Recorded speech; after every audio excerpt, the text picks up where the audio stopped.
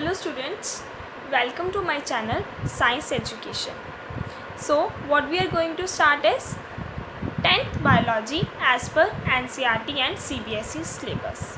देखो students, CBSE syllabus है तो यानी कि NCERT मस्ट है, वेदर आप केमिस्ट्री कर रहे हैं, फिज़िक्स कर रहे हैं और बायोलॉजी कर रहे हैं, CBSE सिलेबस कर रहे हो तो NCERT को रीड आउट करना मस्ट है. एटलीस्ट आप एक दो बार तो उसे ज़रूर गो थ्रू करिए.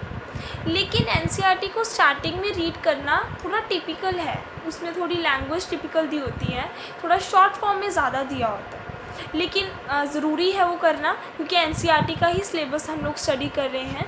इसलिए स्टार्टिंग में हम लोग जो क्या है किसी भी एक बुक को रेफ़र कर लेते हैं ताकि उस बुक में हम इजीली डिटेल्ड जो है इन्फॉर्मेशन ले लें एंड देन आफ्टरवर्ड्स हम लोग NCERT को रीड आउट ईज़िली कर सकें. सो यहाँ पे जो हम लोग बुक को रेफ़र कर रहे हैं वो कौन सी बुक को रेफ़र कर रहे हैं? एस चांद की book written by Lakhvir Singh and Manjeet Kaur. ठीक है, तो ये जो बुक है हम लोग स्टडी करेंगे chapter wise. So let's start with the first chapter that is life processes.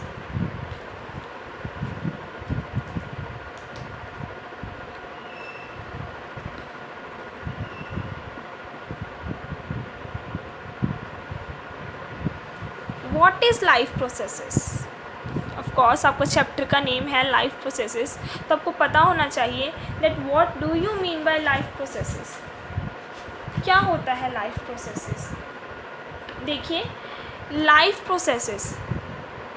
Processes का क्या मतलब है? वो सारी प्रोसेसेस जो लाइफ को मेंटेन करने के लिए ज़रूरी हैं और एक ऑर्गेनिज़म उन सारी प्रोसेसेस को अपने लाइफ टाइम में परफॉर्म करता है, that processes are referred to as life processes. All the processes which are necessary to maintain individuals life. अच्छा, अब ये सारी प्रोसेसेस कौन सी हैं जो एक लाइफ को मेंटेन करने में हेल्प करती हैं? जनरल सेंस में बिल्कुल इजी वे में समझिए. क्या कौन कौन सी प्रोसेसेस की ज़रूरत पड़ती है हमें? खाना खाना, दैट इज़ ऑल्सो प्रोसेस. हम लोग खाना खा रहे हैं, वो डाइजेस्ट हो रहा है, देन वो ब्रेक डाउन हो रहा है, हमें एनर्जी मिल रही है. ठीक है, देन नेक्स्ट इज़ रेस्पिरेशन की बात करें. रेस्पिरेशन इज़ ऑल्सो प्रोसेस, है ना. हम लोग ब्रीथ कर रहे हैं, without breathing we can not life. अच्छा, और आप जैसे ब्लड सर्कुलेशन हो रहा है, ब्लड पंप हो रहा है, तो इस तरह से एक्सक्रीशन का प्रोसेस है. तो ये सारे प्रोसेसेस हैं जो लाइफ को मेंटेन करने के लिए ज़रूरी है. यही सारी प्रोसेसेस जो अभी मैंने आपको बताया कि whether it is of nutrition है, रेस्पिरेशन है, तो ये जो सारी प्रोसेसेस हैं, ठीक है, एक्सक्रीशन हो गया या फिर ब्लड सर्कुलेशन हो गया, तो जो भी प्रोसेसेस हैं ये सारी प्रोसेसेस को जो है हम लोग इस चैप्टर में स्टडी करेंगे. ठीक है, तो सबसे पहले हम लोग जो लाइफ प्रोसेस को स्टडी करेंगे दैट इज़ न्यूट्रिशन. अच्छा, अब हम कहेंगे कि न्यूट्रिशन को ही सबसे पहले क्यों स्टडी किया जाता है ना. Why we are studying nutrition at first? देखो, उसका भी एक रीज़न है. क्या?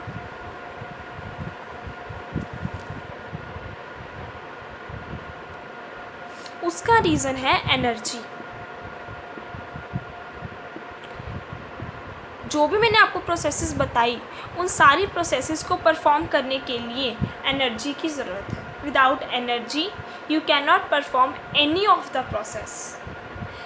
तो एनर्जी कैसे मिलेगी? न्यूट्रिशन से. न्यूट्रिशन मतलब फूड से, है ना.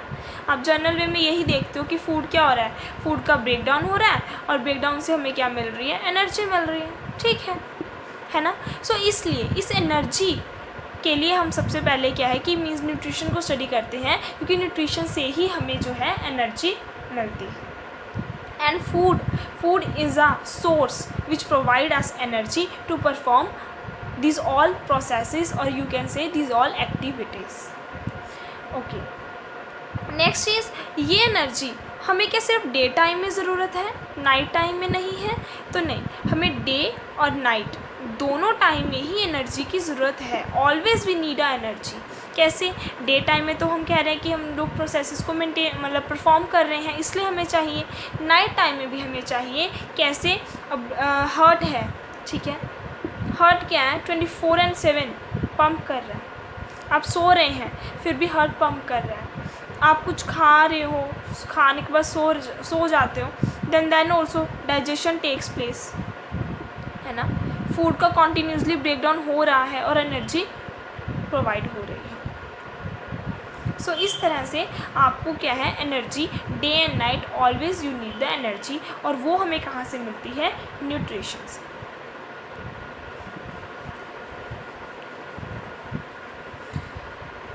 सो लेट्स स्टार्ट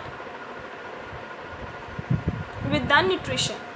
अच्छा, न्यूट्रिशन स्टार्ट करते हैं हम लोग। उससे पहले एक छोटा सा टॉपिक और है, that is characteristics of living and non living things, और you can say difference between living and non living things. यानी कि हम कह रहे हैं कि जो लाइफ प्रोसेसेस हैं, ये सारी प्रोसेसेस जो हैं सिर्फ एक लिविंग बीइंग ही परफॉर्म करता है, नॉन लिविंग परफॉर्म नहीं करता, है ना।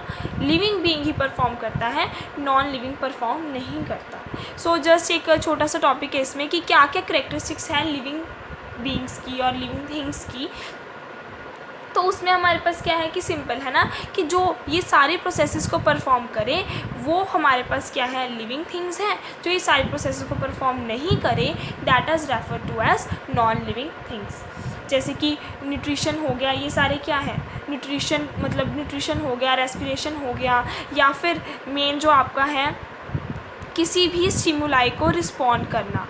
स्टिमुलाई को रिस्पॉन्ड करना मतलब कि जैसे अब हम लोग सिंपल सा एग्जांपल है ना, कोई हॉट टी है, गर्म चाय है, आपकी फिंगर लगी तो आप एकदम से हटाओगे, नीडल आपको चुभ गई, आप अपना जो है नीडल को हटाओगे और हाथ को हटाओगे, तो यानी कि आप रिस्पॉन्ड कर रहे हो। लेकिन ऐसा नॉन लिविंग थिंग में तो नहीं है ना। ये मार्कर है, डस्टर है, उसको आप पिंच करोगे तो वो मूव नहीं करेगा। तो यानी कि ये सारे जो क्या है लिविंग थिंग्स के करेक्टरिस्टिक्स, ठीक है। Now next we are starting with the nutrition.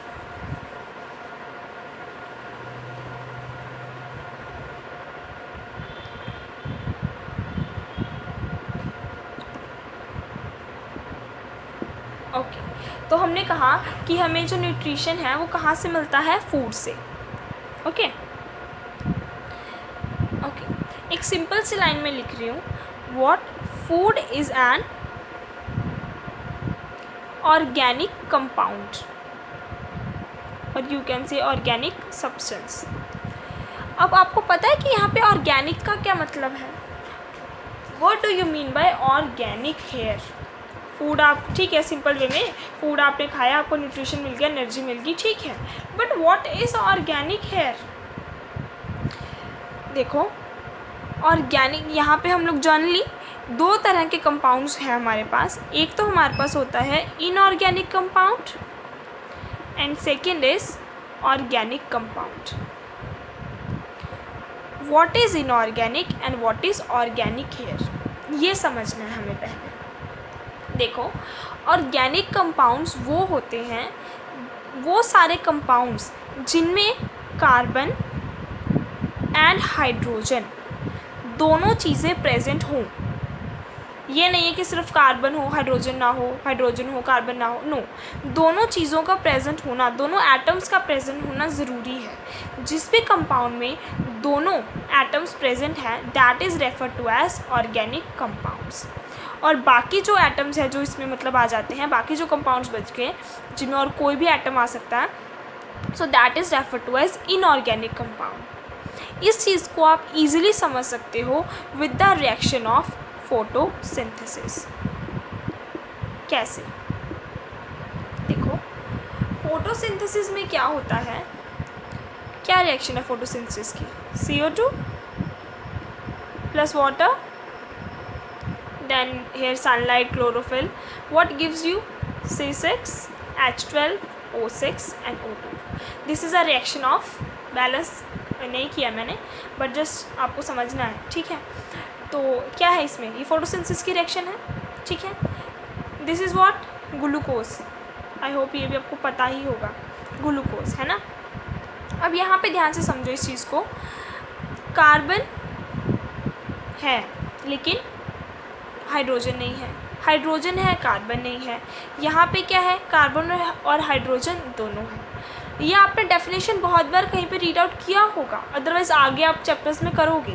क्या कहते हैं कि प्लांट्स जो है इनऑर्गेनिक रॉ मटेरियल को यूज़ करके उसको ऑर्गेनिक मटेरियल में कन्वर्ट करते हैं, यानी कि वो रॉ इनऑर्गेनिक मटेरियल का यूज़ करके ऑर्गेनिक फूड को प्रिपेयर करते हैं। क्यों कहा जाता है ये, क्योंकि ये देखो यहाँ पे ये क्या है, दिस इज इनऑर्गेनिक कंपाउंड, क्योंकि यहाँ पे सिर्फ कार्बन है, हाइड्रोजन प्रेजेंट नहीं है। सेम लाइक दैट है, यहाँ पे हाइड्रोजन है लेकिन कार्बन नहीं है। That is why these both are what, inorganic compounds. यहाँ पे हमारे पास C6H12, यानी कि यहाँ पे हमारे पास कार्बन और हाइड्रोजन दोनों हैं, so this is refer to as organic compound. इसीलिए फोटोसिंथेसिस के रिएक्शन में हम लोग यही बोलते हैं कि प्लांट्स अपना रॉ इनऑर्गेनिक मटेरियल यूज़ करते हैं टू प्रिपेयर ऑर्गेनिक फूड। इसीलिए यहाँ पे डेफिनेशन में मैंने आपको बोला था food is an organic compound, क्योंकि ऑर्गेनिक कंपाउंड के ब्रेक डाउन से ही हमें एनर्जी मिलती है। आई होप इतना आपको ज़रूर क्लियर हो गया होगा। तो अब हमारे पास जो ऑर्गेनिक कंपाउंड्स हैं, एक तो हमने कहा glucose is an organic compound, यानी कि उससे हमें एनर्जी मिलती है ना। यानी कि यहाँ पे हमारे पास एक ये भी चीज़ हो गई कि फूड से तो एनर्जी मिलती है, बट नहीं, बेसिकली ऑर्गेनिक कंपाउंड से हमें एनर्जी मिलती है। तो ऑर्गेनिक कंपाउंड्स में हमारे पास क्या क्या आ गए, एक तो हमारे पास ग्लूकोज आ गया, है ना, ग्लूकोज, और स्टार्च हो गया, कोई भी आप शुगर बोल सकते हैं, ठीक है। तो ये जो है ये सारे होते क्या हैं, कार्बोहाइड्रेट्स।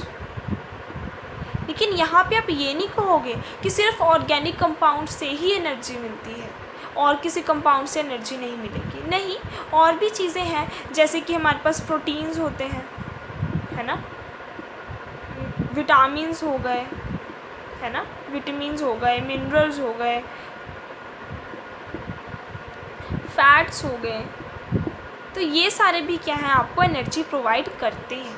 लेकिन जो ये वाले मैंने आपको बताए, माल्टोज, शुगर, ग्लूकोज, स्टार्च, फिलहाल आपके सिलेबस में ग्लूकोज और स्टार्च की ज़्यादा बात होगी, so these are come under the carbohydrates, यानी कि carbohydrates are the organic compounds which provides us energy.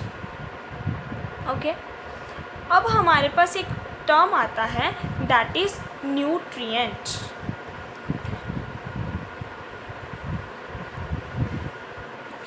What is nutrient now?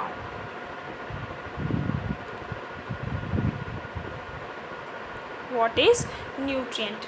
अब देखो मैंने आपको क्या बताया कि whether the compound is organic और इनऑर्गेनिक हो, ठीक है, लेकिन दोनों ही कंपाउंड्स जो है हमें एनर्जी प्रोवाइड करेंगे। सो सेम न्यूट्रिएंट क्या है, अ न्यूट्रिएंट इज़ एन ऑर्गेनिक और inorganic substance required for the maintenance of life and survival of a living organism.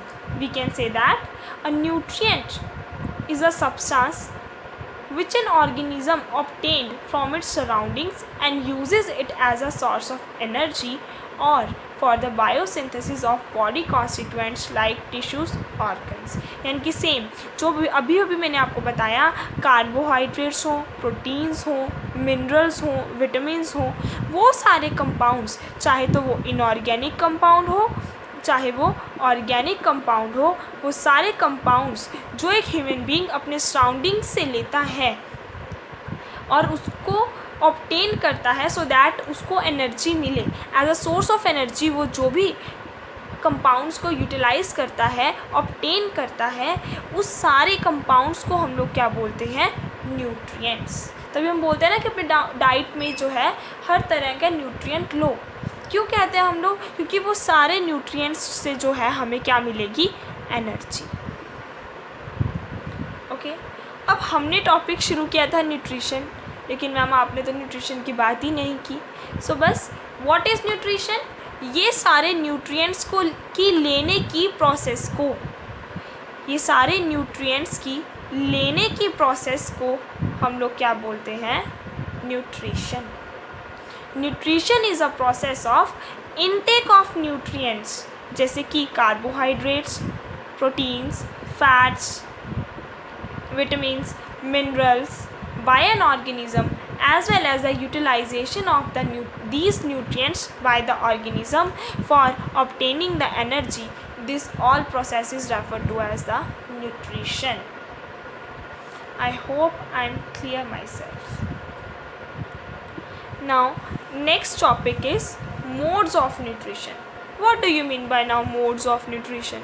अब हमने ये तो कह दिया कि न्यूट्रिशन क्या है, एक ऐसा प्रोसेस है जिससे एक ह्यूमन बीइंग ऐसा कोई कंपाउंड इनटेक कर रहा है ताकि उसे एनर्जी मिल जाए, that is referred to as nutrition. What is modes of nutrition?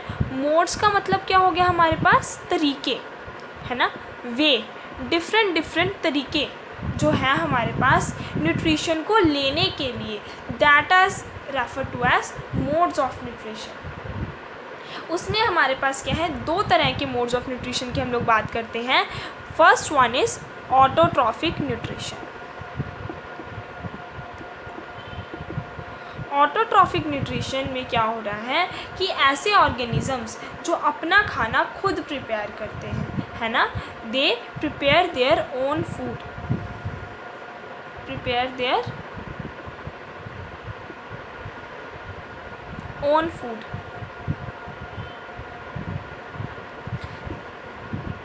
That organisms are referred to as autotrophs,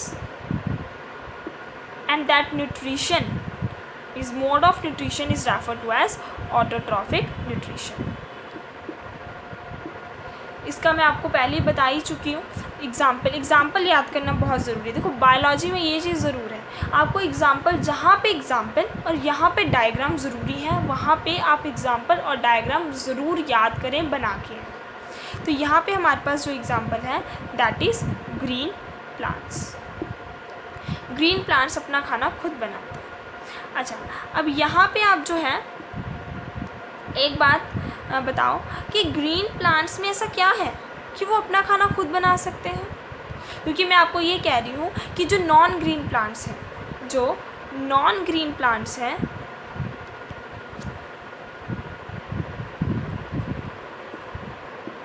वो अपना खाना खुद प्रिपेयर नहीं कर सकते। नॉन ग्रीन प्लांट्स अपना खाना खुद प्रिपेयर नहीं कर सकते, बट ग्रीन प्लांट्स प्रिपेयर कर सकते हैं।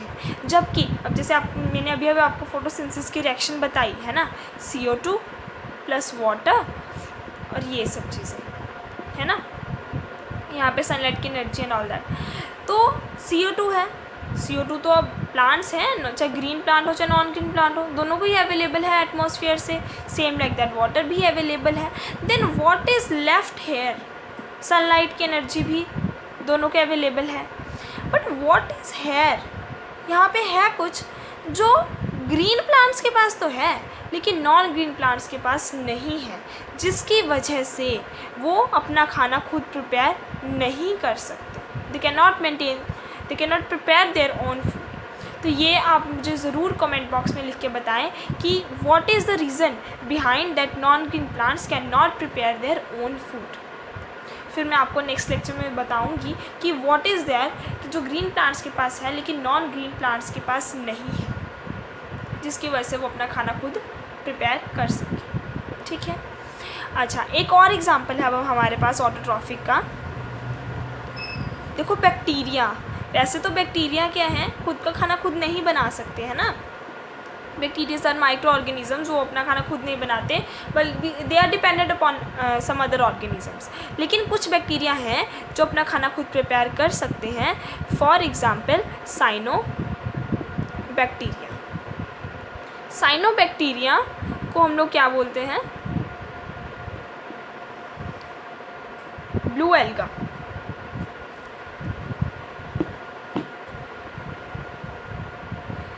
Blue green alga. Cyanobacteria is known as blue green alga. Okay, means they are come under alga, थोड़ा कलर का हो सकता है, but cyanobacteria is blue alga ही होता है, वैसे ब्लू ग्रीन एल्गा नहीं बोलते हम उसको, ब्लू एल्गा ही बोलते हैं। बट मेन यहाँ पे हमारे पास क्या है कि साइनोबैक्टीरिया क्या है, एक एल्गी है, ठीक है, दैट कम अंडर एल्गा। और आई गेस आपको पता होगा कि एल्गी है जो अपना खाना खुद प्रिपेयर करती है, सो this is come under alga. So cyanobacteria भी एक एग्जाम्पल है जो अपना खाना खुद बना सकते हैं। ओके, एल्गी तो सबको वैसे पता होता है कि अपना खाना खुद प्रिपेयर करती है, बट ब्लू एल्गा को ही साइनोबैक्टीरिया बोलते हैं जो कि अपना खाना खुद प्रिपेयर करती है। सो this is also one of the examples. Next हम करेंगे हेट्रोट्रॉफिक मोड ऑफ न्यूट्रिशन।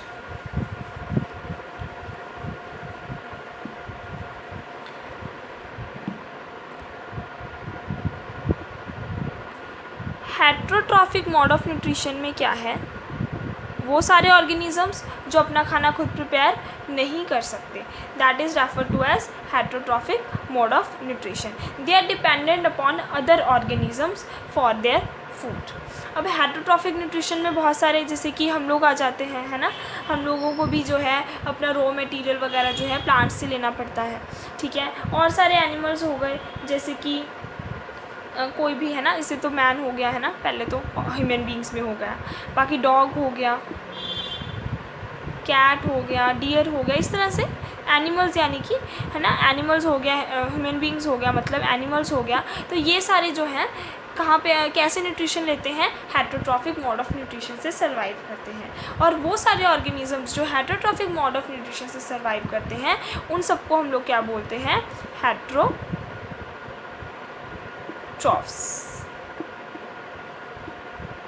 ठीक है। अब हेट्रोट्रॉफिक मोड ऑफ न्यूट्रिशन में भी हमारे पास 3 तरह के ऑर्गेनिजम्स आ जाते हैं, यानी कि हम लोग यहाँ पे क्या बोल रहे हैं कि वो अपना खाना किसी और से ले रहे हैं, सिंपल है ना, लेकिन किसी और से लेने में भी हमारे पास क्या है, अलग अलग ऑर्गेनिजम्स हैं, जो कोई किसी तरह से फूड ले रहा है, कोई किसी तरह से ले रहा है, कोई किसी तरह से ले रहा है। सो उस हिसाब से हेट्रोट्रॉफिक मोड ऑफ न्यूट्रिशन में जो है आगे 3 टाइप्स आ जाती हैं। First is saprotrophic,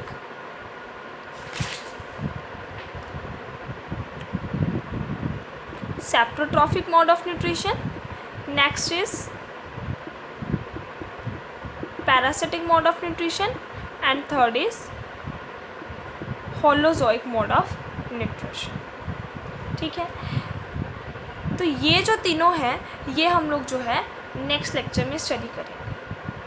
okay, holozoic mode of nutrition का तो वैसे हम लोग ही आ जाते हैं, सिंपल जैसे हम लोग करते हैं ना कि भाई जो भी है हम लोग इंजेस्ट कर रहे हैं फूड को, देन डाइजेस्ट कर रहे हैं, देन उनसे एनर्जी वगैरह मिल रही है, so that is holozoic mode of nutrition. बाकी हम इसको डिटेल में स्टडी करेंगे नेक्स्ट लेक्चर में।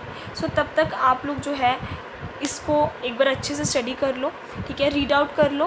कोई भी डाउट है उसे कमेंट बॉक्स में लिखिए, ताकि मैं नेक्स्ट लेक्चर में उसको जो है आपके लिए जो है आपके डाउट्स को क्लियर कर सकूँ। तब तक आप ये अच्छे से रिवाइज़ कर लीजिए, और अगर आपको मेरा लेक्चर फ्रूटफुल लगे then please like and subscribe my channel. Thank you students.